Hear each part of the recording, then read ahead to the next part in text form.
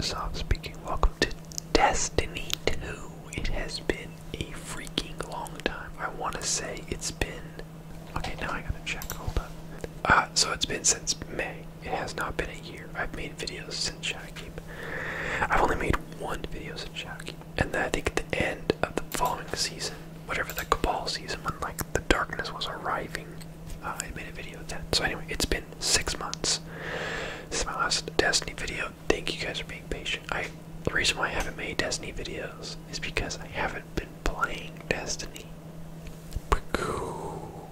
I just couldn't get into the whole season model that they had. Because just my lack of time to just grind stuff. The season model was like good because it kept you having things to do during the time between DLCs, but it was very much like big grindy things, like spend 10 hours playing Iron Banner and then do whatever.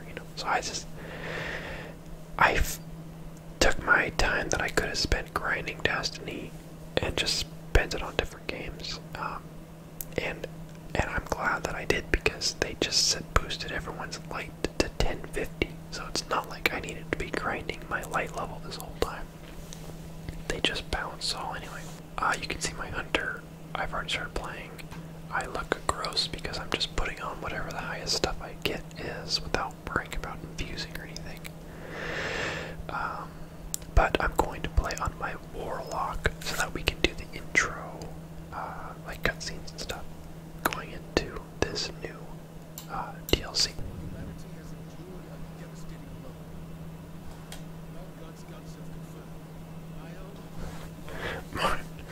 I like they did that. Io, Mars, Titan, Mercury have just disappeared. We don't know why.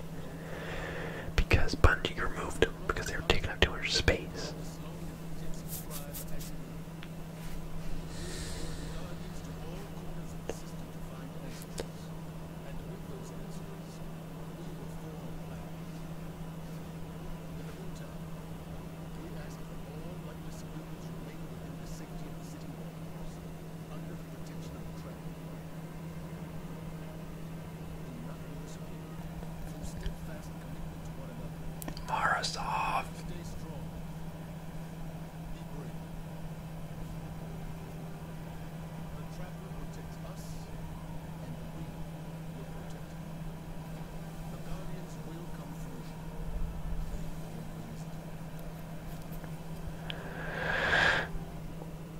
I love the DLC intros, they're really nice.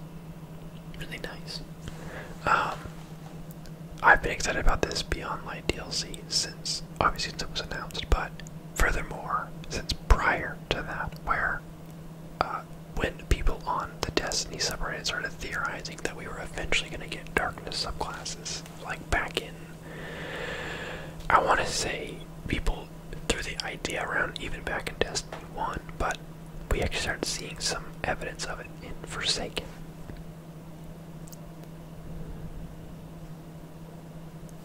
Okay. He goes in there, sends the transmission, and then the Exostranger watches him do it, and then Aramis shows up and is like, "What are you doing, man? You're a traitor," and then captures him.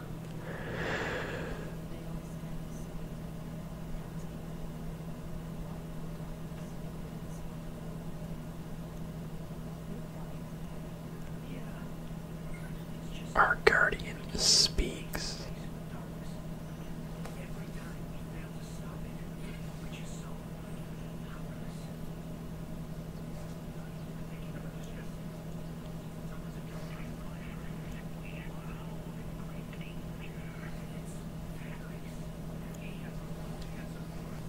It's funny, like lore-wise and like story-wise, it's funny that we've never been to Europa this whole time.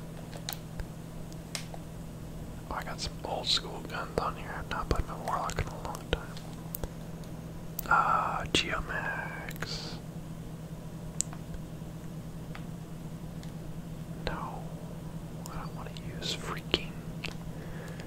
This is like such a. This is such a last year loadout right here, but I want to see what we pick up and we'll use that once we get it. So, Europa. ice moon, and it's really cool looking. I'm a fan. Ever since we got the Plague Lands back in Rise of Iron, and we got to see more snow terrain, I just made it me and everyone want just a full-on snow planet, or moon in this case. And here we are, finally got it. People theorized about going to Europa since Forsaken. People that are smarter than me that piece stuff together.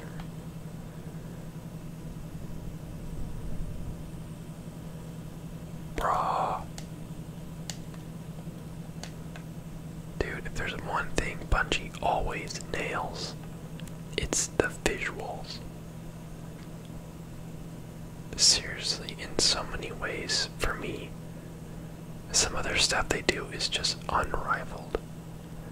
Just the ominous nature of that being out there, this wide open area you open up into. You got this freaking planet. I don't know, there's something about it where you really feel like you're alone on some ice world.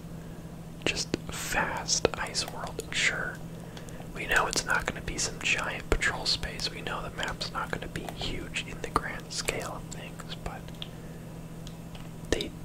they make you feel. They make you feel things.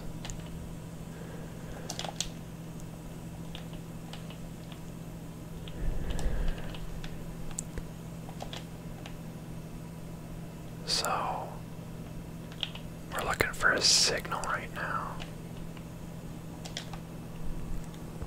Varix's transmission.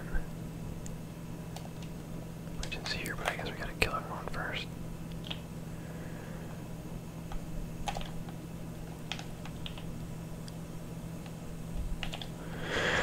If you say so.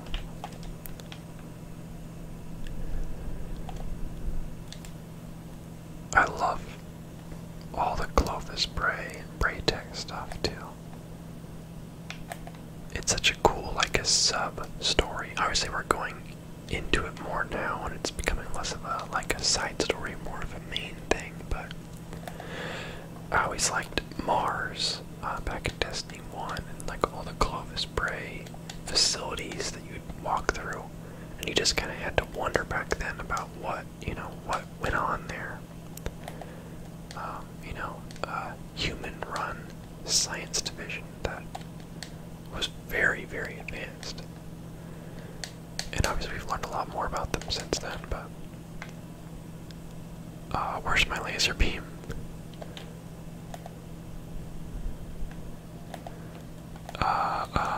Where's my laser beam? At least it still did the damage.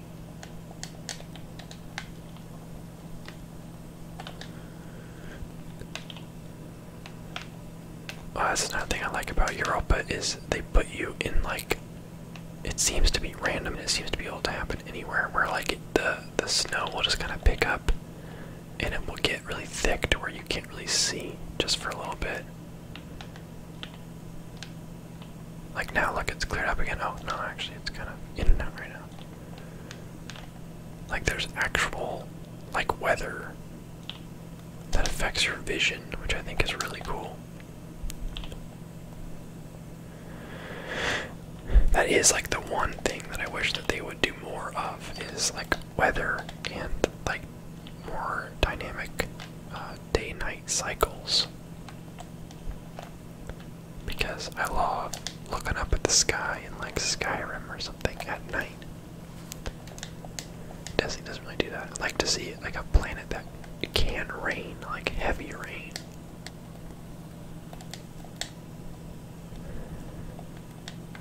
Dude, I love how this looks. I love it so much.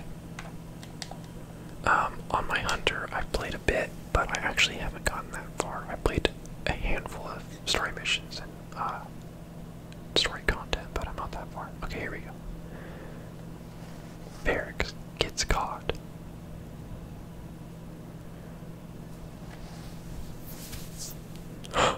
That's not nice.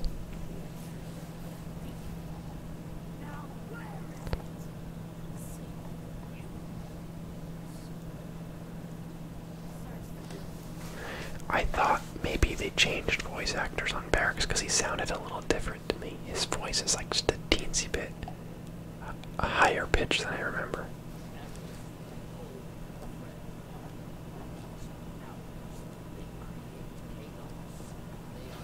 But it's still him.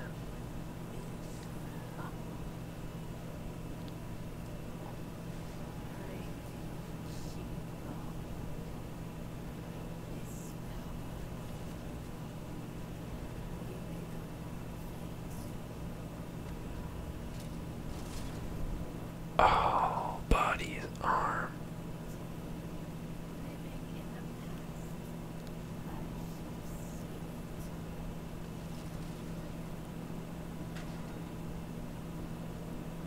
At least it was his fake arm, right? You could just get a new one. Time to say Varix. So, Varix, we really haven't interacted with since Destiny 1. I'm making sure I'm not forgetting anything. We knew that he kind of disappeared and that he was the one that started the whole breakout in the Prison of Elders in Forsaken, which releases the Barons and gets Kate killed, basically. So we were all kind of thinking, oh, maybe Varix is a villain now because he's kind of doing rather villainous things, but turns out, you know, it might not be that simple.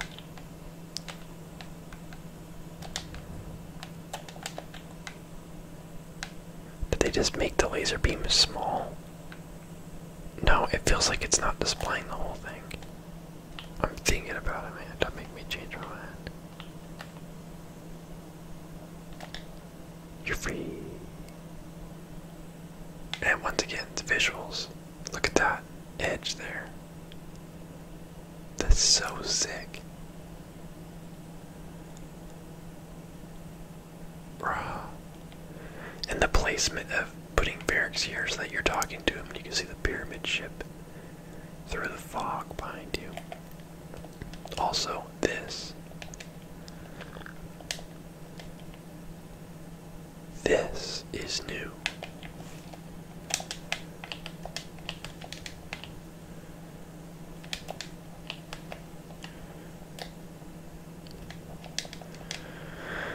Uh-oh. I was really happy to see an entirely new enemy type. And from what I can tell, it's not like it's obvious which, like, it's not like they just picked an existing enemy type and just, like, modded it a little bit. Like how the Abomination or whatever from Forsaken was obviously just an ogre, just made to look different, but it behaved the same and all that. So I'm really happy to see that this seems like an entirely new enemy type built from the ground up, which is awesome. Of course, if you're me, you would have rather had, you know, darkness, like physical darkness enemies to fight and an entirely new race of enemies to fight. That would be ideal. Also, let's see if I can, I don't know. I fell through here in my Hunter playthrough.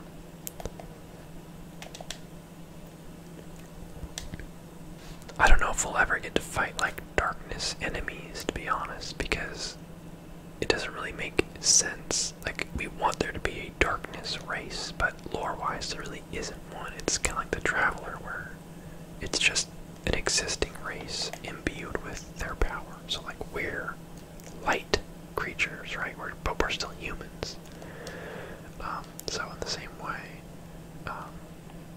darkness enemies would just be someone that already exists but is imbued with darkness. But man, would I love to fight some sort of darkness themed race. So, that's the first mission. I think I might switch to my Hunter really quick. I forgot how to do it because I know that they moved it. Change character, there it is. I'll show you where I'm at now, where we can actually do some exploring. So I have not fully unlocked the darkness subclass yet because very, very light spoiler warning. I'm not gonna say anything. I haven't really learned anything big in my playthrough, or I haven't like gotten to any big story moments yet in my progress so far. So like I have any spoilers anyway, but just know that you're gonna see things like what the Europa map looks like, maybe the title of a mission you maybe don't have yet, that sort of thing. So very light spoilers, but so let's go here. The placement of the fast travel points is maybe a little bit annoying. There's one here, which is just for like story stuff. In here, which is Varix. Then you have these two long trails to get to the first zone, and the other zone on the other side. And then if you want to go to this zone, you gotta go through all this, all that, zigzag, and then you're here. And if you need to come all the way out here, you're gonna drive a long ways. But that's that. We got footprints in the snow. That's pretty sick. We got the pyramid ship out there, which is pretty sick. You can see it now. It's funny because it's actually way smaller than what it looked like earlier. Wait, hold on. Is this the same building? It is, right? Yeah, it is. I don't know, maybe not. No, it definitely is way smaller. When Varix was right here, it was like up to like here. Don't get me wrong, it looked cool, but it's not that close. Okay, so let's go this way. So actually, let's do a quick look at what I've got. So you can now upgrade your ghosts, just like armor where you power them up on energy. It only cost enhancement cores, no shards or ascendant shards or any of that fancy stuff. It was really easy to max this guy out. Did not cost very much. Then you can put on XP boosts, you know, chest finders, material finders, glimmer boosts, telemetries, and then extra loot drops for specific activities. I just put on 10%. I just put on max XP gains, which is 10%. Detect cache within 20 meters, and the max glimmer gains increased by 35%. So XP and glimmer, let's go. I don't care about the rest of it. I just want the money. I think max life for the season is like 1260. I think at least it says that when you hover over an item. Here we go. Europa.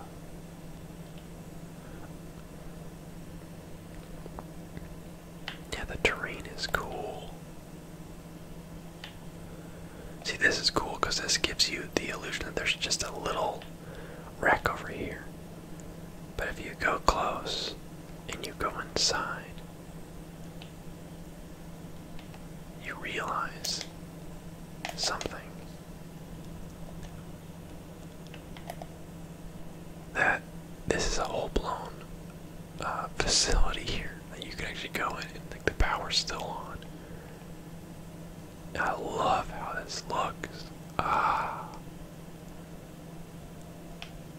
It really nails the whole like this used to be a very like Steve Jobs, like very clean and presentable tech company, right? Of course, it wasn't like they were selling cell phones. It was like they were selling like uploading human consciences into machines, exos, which is, you know, probably the thing they're most known for. It's like the kind of their primary thing, especially on Europa. This is where the Deep Stone Crypt is. But we don't need to get into that. I think that this DLC will be getting into that for us. Here we go, exos. Why is that one on?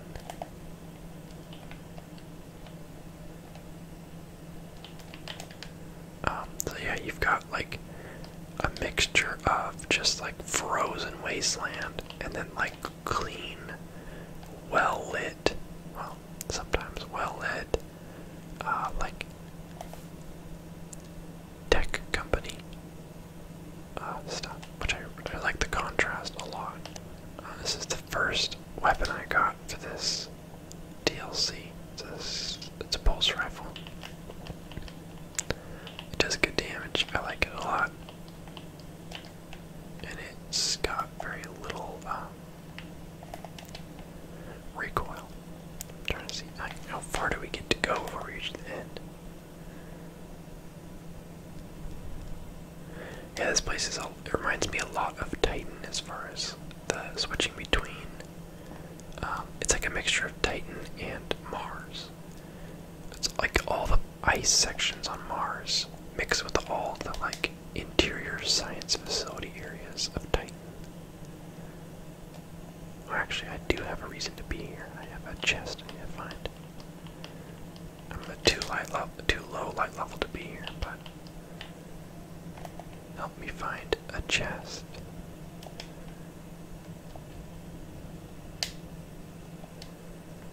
Oh, they're doing big damage to me.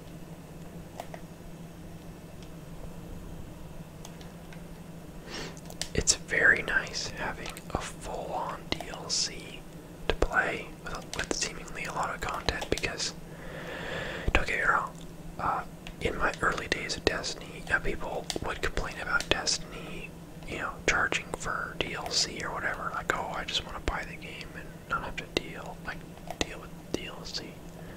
I don't have to pay anymore, which is totally fair. Like, that's not everyone's thing. But for me, if I'm enjoying a game so much that the DLC is something that I want, they're not selling it to me. I'm looking forward to it.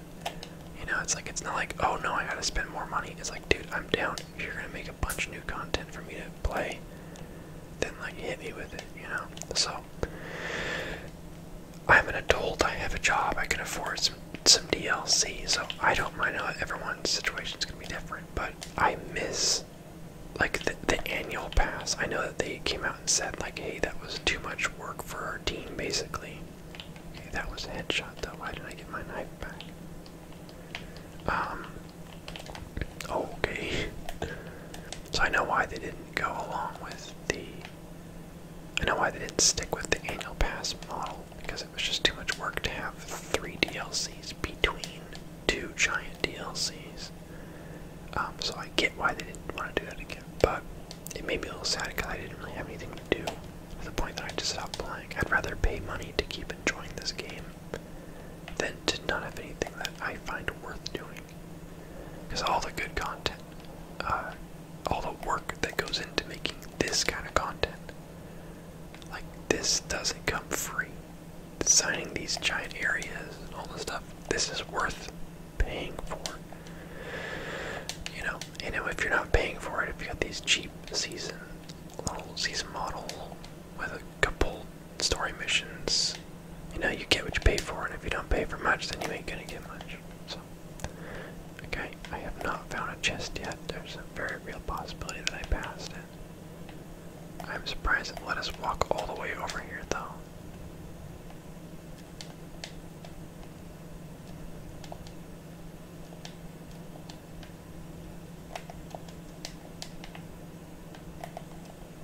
Wait, what was that? Oh.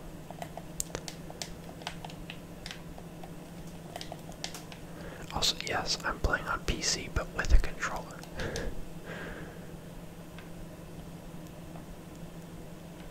Oh, interesting.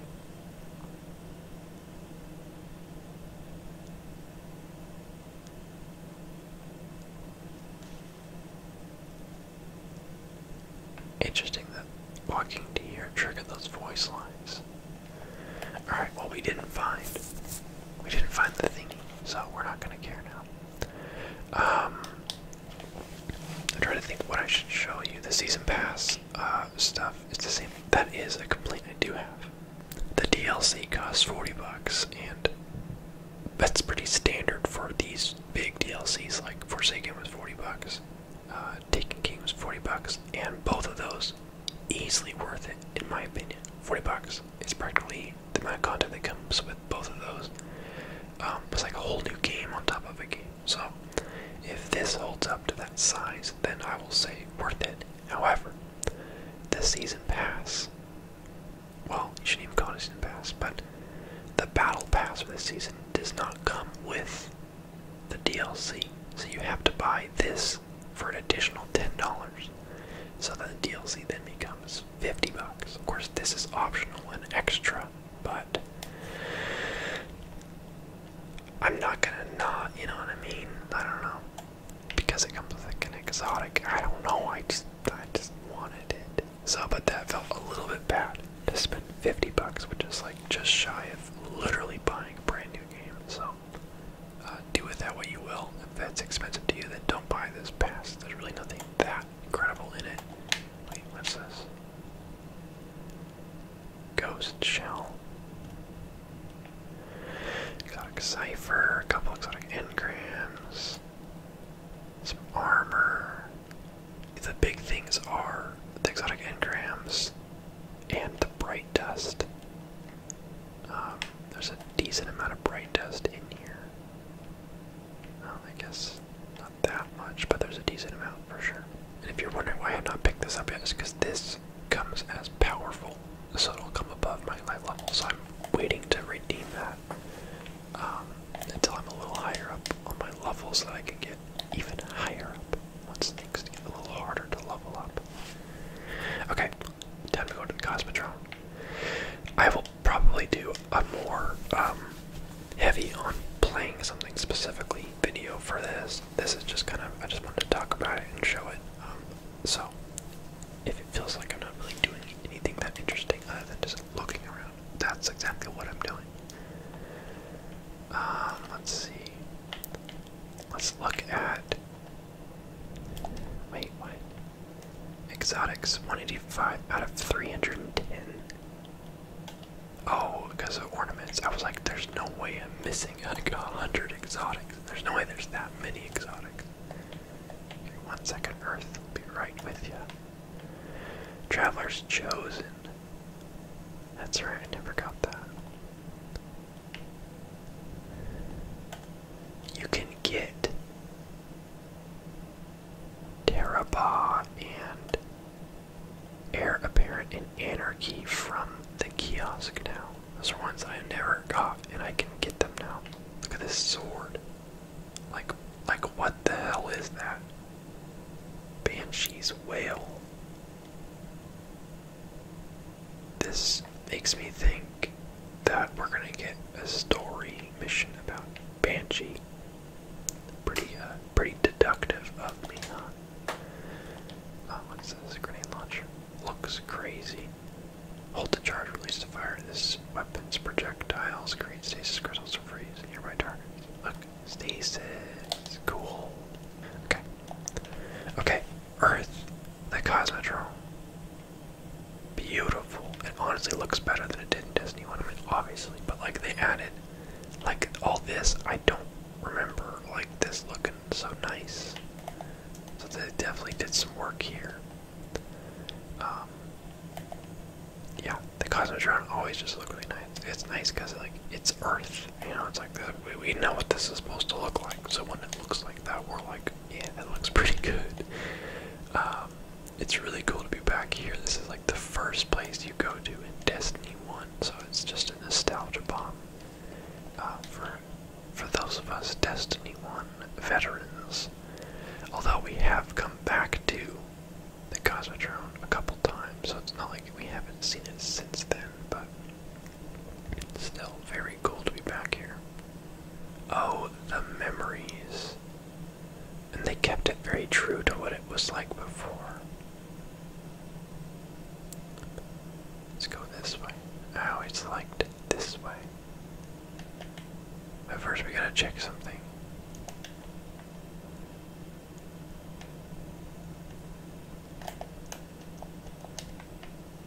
I'm pretty sure there was a cave over here. I think this was a waterfall before. And there was a cave you could go into. Maybe I'm losing my mind, but I'm pretty dang sure. Maybe it's over here. Nope. Yeah, I don't know, man.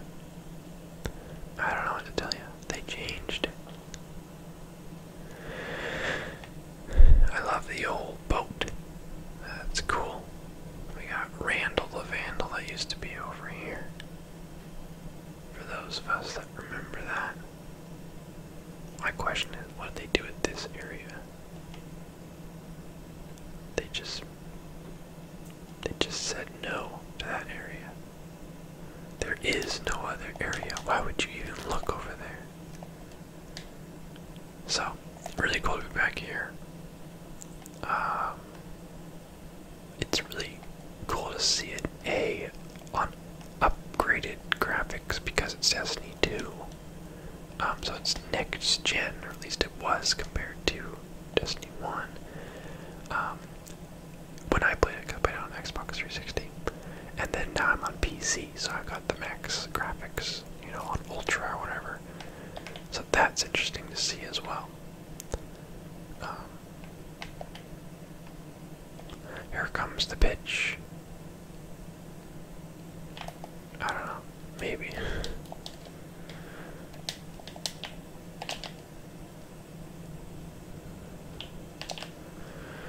So I of course regret not being able to show you guys the new abilities. That'll be definitely my next video, because I'm just barely, I can tell I'm about to unlock them fully, because you kind of unlock it in stages where you get to, it's like a 4-step process to unlock it, and I just finished step 3, so I'm almost there, but it's very time consuming. I played for probably 4 hours today, and I didn't unlock them, so they ain't messing around on that. Yeah, Hunter Super didn't impress me a ton. I don't really care for it all that much. It's cool and it's effective, but it's not like, it basically just, you throw 2 like ice axes out and they both make little like ice tornadoes that freeze everyone. But they don't really do much damage on their own, and then your melee ability is like either like little like frisbees, basically you get 2 of them, little ice frisbees that if you hit someone with 2 of them, or sometimes 1 of them, they freeze for a second. And then your grenade makes like that ice wall. Don't get me wrong, it all looks pretty cool. But the super itself, compared to what I've seen with the other ones, it didn't wow me, I guess is what I'm trying to say. It seems to be effective, especially probably more effective with a team. But it feels a lot like you could just use tether for the same function and it'd be better, you know? Instead of freezing everyone and having to shoot them with a rocket, you know, after they're all frozen. Tether, you can just tether them all together, make them take bonus damage. It does stun them instead of freeze them, which is the same thing, essentially. It lasts a lot longer, and if you use Orpheus rigs, you can use it again afterwards on the next encounter. So, as far as it being like a viable choice for PvE, I'm gonna say I will probably not be using it that much once like the excitement of having a new subclass wears off. As far as effectiveness in like end game activities goes, I don't think it's gonna see that much use. I'm referring to specifically the hunter's abilities. I might be missing something, maybe there's something I don't realize about it, but my first impression of it is that it is pretty cool, pretty fun, but really not like some super strong thing. In PvP, however, I have not tried it there yet, so maybe it's strong in PvP, but PvE I'm gonna stick with Blade Barrage, Celestial Nighthawk, Gunslinger, and Tether. Because that's how it be. Alright, I think I'm gonna actually end the video, because all I want to do is talk about things, and I gotta talk about it. But I will save myself some time, and we'll do this again once I unlock the next subclass. I'm trying to think if there's anything else I want to talk about before we go.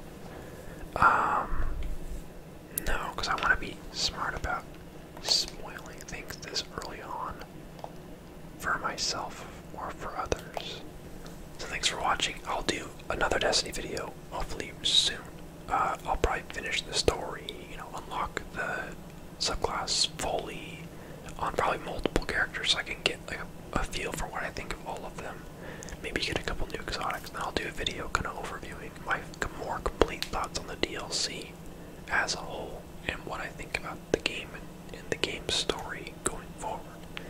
Right now I'm just kind of like, hey, I like it so far, but I haven't even finished unlocking the first subclass, so yeah.